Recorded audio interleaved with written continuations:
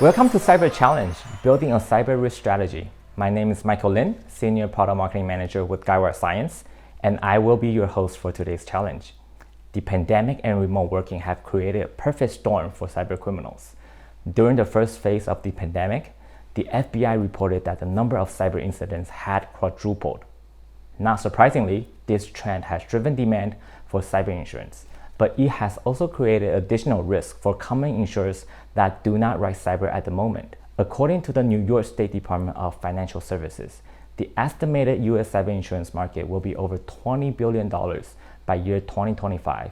But the insurance losses incurred from cyber incidents are understated, given that many insurance claims arising from cyber incidents are submitted under non-cyber insurance policies. In February of this year, the New York State Department of Financial Services released the Cyber Insurance Risk Framework, a guidance that features 7 best practices to ensure the viability and sustainability of the cyber insurance market. And that is also our topic for today's Cyber Challenge. I have 2 contestants here who are expert in cyber risk evaluation and cyber insurance. On my left is Aaron Keneally, Director of Science Risk Strategy, and on my right is Scott Hemosfar, Solution Consultant with Guidewire Cyence. They are going to guess and reveal what the 7 best practices are, and also provide in-depth science insight to reinforce the right practices on cyber risk strategy and management. The winner, obviously, will be the one who has the most correct answers. To kick things off, I will come up with the first answer. Cyber insurance policies should include a requirement that victims notify law enforcement.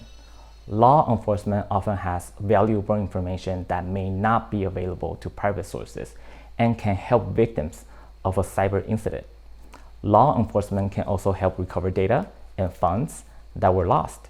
And without further ado, let's begin the contest. Scott, why don't you go first with your first answer? Thanks, Michael. As Aaron knows, I like to start with the basics. Insurers need to have a formal cyber insurance risk strategy. This is especially true if the carrier writes cyber insurance risk, but all carriers are exposed to technology-related risks on their existing coverage offerings as well as on their own direct operational exposure.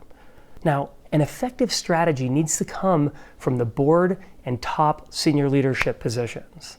It should include regular updates to ensure proper focus and visibility, and it should include qualitative and quantitative targets and metrics that seek to capture as much information as possible about this complex dynamic business risk. Cyence supports our customers on all ends of the spectrum. Quantitatively, Cyence brings a ground-up data listening approach that collects and shares over 48 exposure signals relevant to policyholders' cyber risk, and a variety of models and benchmarkings that show the likelihood of an event and its possible severity. Cyence approach builds up from this individual risk view to stochastically model the risk that an insurer faces across a portfolio of business, highlighting the key drivers of risk, the change, and its changing exposure over time. This facilitates the creation of key performance indicators and thresholds that can be tracked to ensure the strategy is being implemented properly. Cyence has been helping customers with these challenges since our inception in 2014. We bring real-time exposure data and end-to-end cyber risk models, as well as a dedicated customer success team. We live in the trenches with the operational units writing this coverage to support the actionability of our data analytics and bring expert teams whose goal is to ensure that our customers can be brilliant in the moment while executing on the critical decisions that, in summation, determine the success of their cyber insurance strategy as well as the success of their business objectives. Let's see if establish a formal cyber insurance risk strategy is on the board. And that is correct, Scott. You are absolutely right that insurers that offer cyber insurance should have a formal strategy for measuring cyber insurance risk. You are off to a great start, Scott. Are you ready for your second answer? I'm feeling confident, Michael. Let's do this. My next guess is that insurers need to educate policyholders and producers on cyber risk.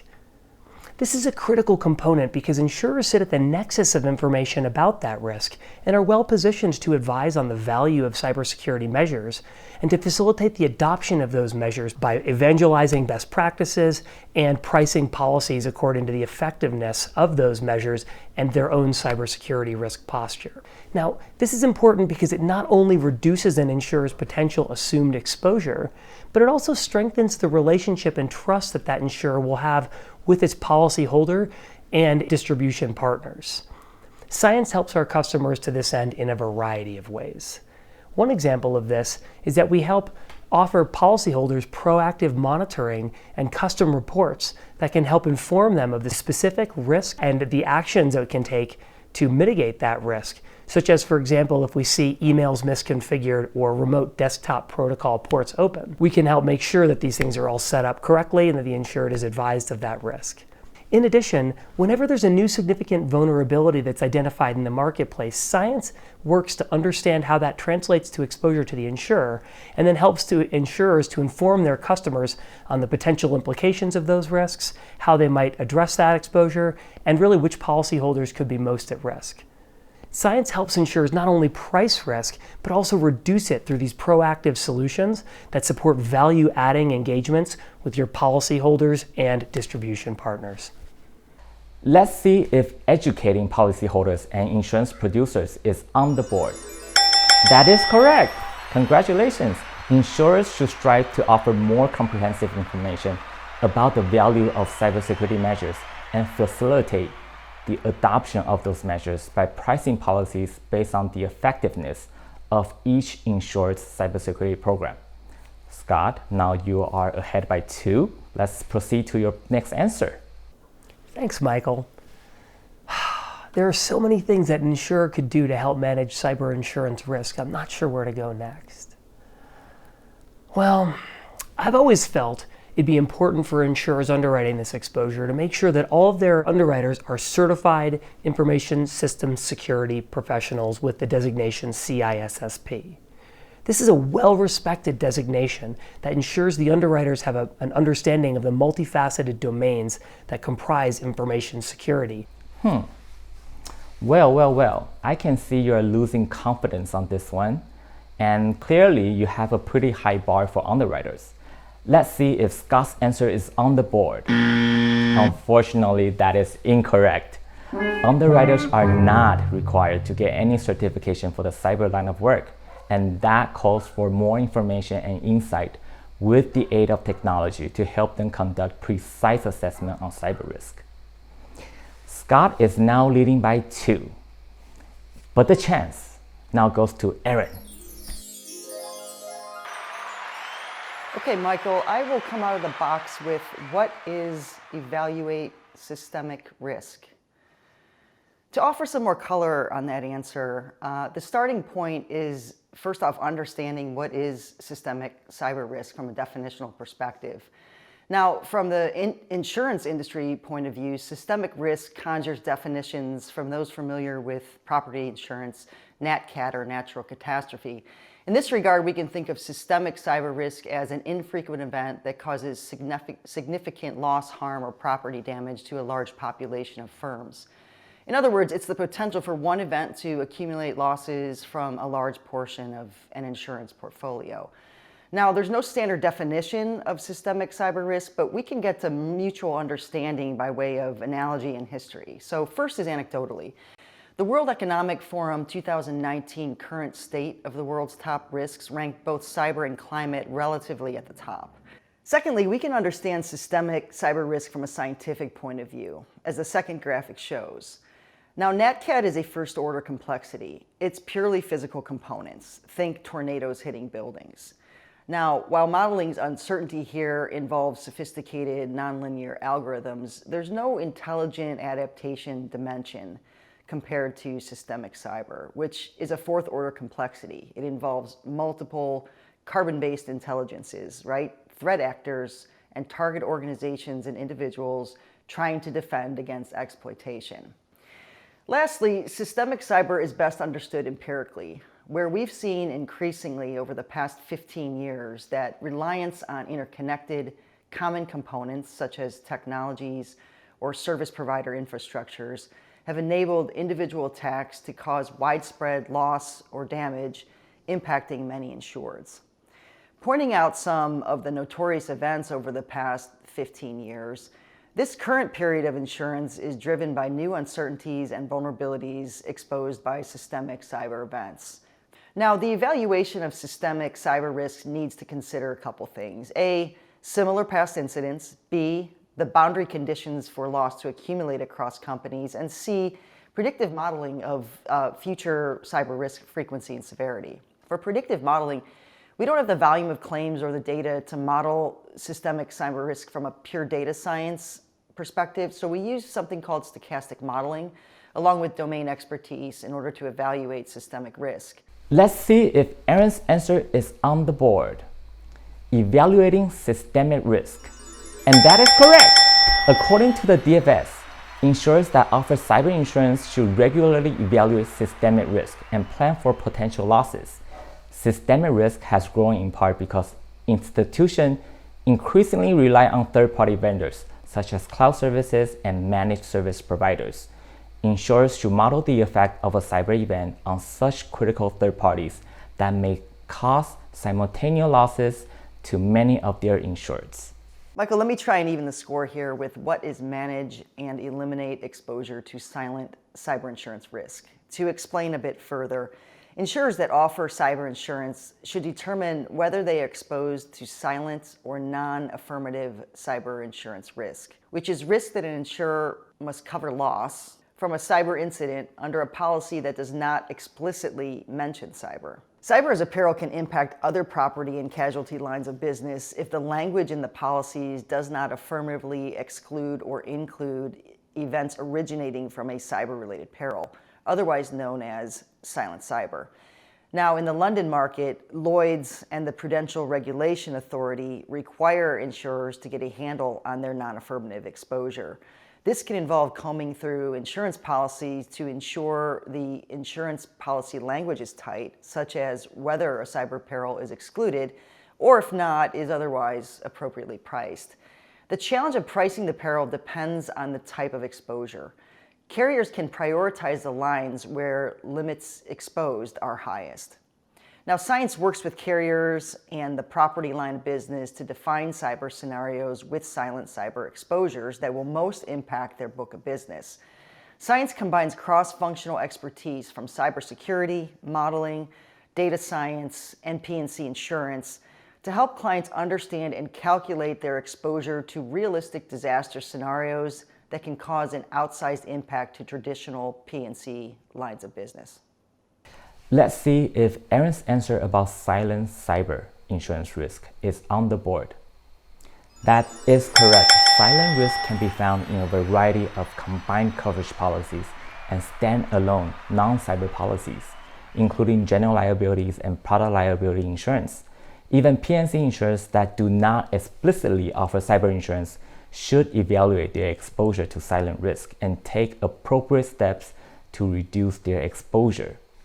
Aaron, now you just got this one correct, and you are tying the game with Scott at 2. Let's see if you can take the lead on the next one. I'm poised to take the lead here, Michael, with what is rigorously measure insured risk. One thing Cyence does uniquely is both collect cyber risk exposure signals and model the financial impact of those signals. Some competitors measure firm-level risk exposure, but Cyence controls the entire end-to-end pipeline from data sourcing to risk modeling. This enables Cyence to make sense of the risks and produce actionable insights, materially helping clients. Now, what's uniquely different about cyber risk is that it's stealthy, dynamic, and interconnected. Cyber risk involves active adversaries who deliberately seek high-value and opportunistic targets and change their approaches based on observed security defenses.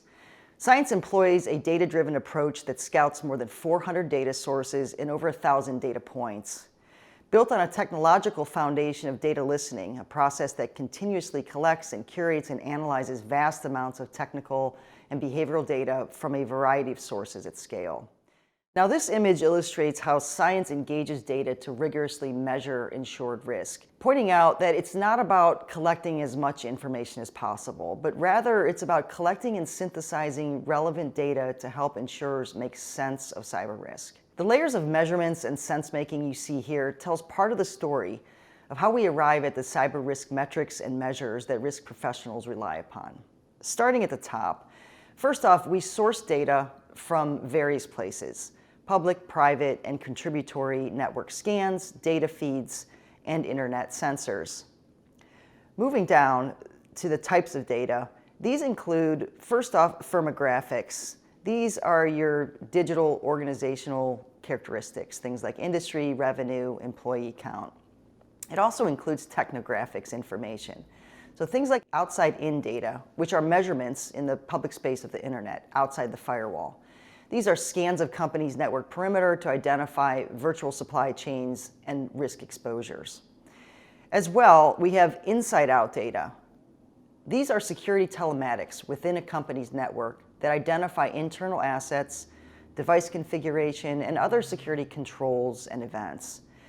Threat monitoring data comprises machine and human intelligence from the surface, the deep, and the dark webs that shines light on event precursors or already compromised organizations and possibly new vulnerabilities. Process and policy data often originates from data exchanges and questionnaires. Incident data obviously relates to cyber events and loss incidents from publicly reported events. And then moving south, data points comprise various composites of data points rolled up into features, which we call exposure signals. Now, Cyence goes beyond just technology assessment by evaluating behavioral factors, things like an organization's social media presence, their web popularity, as well as the technical features. How often do they patch? Are their devices exposed? Is there spam activity emanating from their networks? And then finally, resolution is where these individual data points get rolled up into meaningful classifications for comparisons, such as firms, peers, and portfolio level metrics and measures. Let's see if Aaron's answer is on the board. And that is correct. Aaron, now you take the lead, 3-2. For the Cortina release, Cyence is introducing on-demand cyber risk assessments for any new company additions. For example, if there is a company that couldn't be found in the application, whether it is new or simply doesn't exist, users can add the company in the system by filling out an in-app form with basic information such as name and address of the business and receive the risk assessment under 2 minutes. This can be self-served, done in app within minutes.